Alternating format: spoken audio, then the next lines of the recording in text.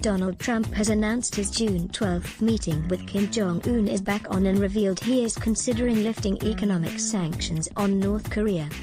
The US president reversed his cancellation of the Singapore summit from last week, telling reporters on Friday he would attend the meeting. Mr. Trump downplayed the chance of a sudden breakthrough, saying it would be the beginning of a process after years of hostility.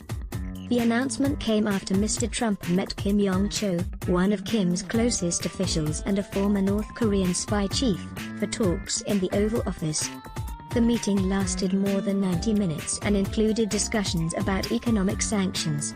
The president was also hand-delivered a letter from the North Korean leader, Donald Trump, right, talks to Kim Jong-un, left, outside of the White House credit. AP photo/Andrew Harnick. It marked a historic breakthrough in diplomacy, the first time a senior North Korean official has attended the White House for talks in 18 years. Footage showed Mr. Kim being greeted at the White House's southern entrance by John Kelly, Mr. Trump's chief of staff, before being walked into the building. Around an hour and a half later, Mr. Kim emerged with Mr. Trump by his side. The pair talked via a translator, often shaking hands and smiling. The US president eventually walked Mr. Kim, who just a few years ago was subject to American sanctions, to his car and posed for photographs. Speaking to reporters afterwards, Mr. Trump confirmed that he would now attend the June 12 summit. He had cancelled the meeting last week. Mr. Trump said the talks went very well and offered insights into how he sees the process of denuclearization happening. The US president said June 12 would only be the start of a relationship, but added, "I think you're going to have a very positive result in the end." He raised the possibility of lifting sanctions on the North Korean regime, something his administration had previously suggested would only happen after full denuclearization. Mr. Trump said, "I look forward to the day I can take the sanctions off North Korea."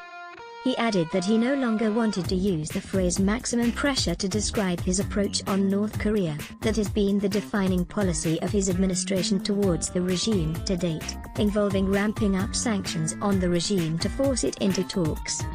Mr. Trump also suggested that he and Kim could formally end the Korean War when they meet on June 12. Kim Jong-un, left, and John Kelly, center, walking in the White House credit. Saul Loeb/AFP/Getty Images. The announcement will intensify a frantic scramble to ensure all security and policy arrangements are in place for the summit, now less than 2 weeks away. The Trump administration continues to hold America's long-held aim of achieving complete, verifiable, and irreversible denuclearization of North Korea. Senior US officials have suggested that the North Korea government will have to give up its nuclear program in full before any economic sanctions are lifted. However, Kim has reportedly said he wants a phased approach, which would see the regime give up its program in parts in return for some economic benefits. Mr. Trump has previously expressed interest in the idea. In recent weeks, other world leaders and their aides have scrambled to meet Kim in an attempt to help shape expected talks on denuclearization of the Korean peninsula. Vladimir Putin offered an invitation for Kim to visit him in Russia through Sergei Lavrov, the Russian foreign minister, who met the North Korean leader this week.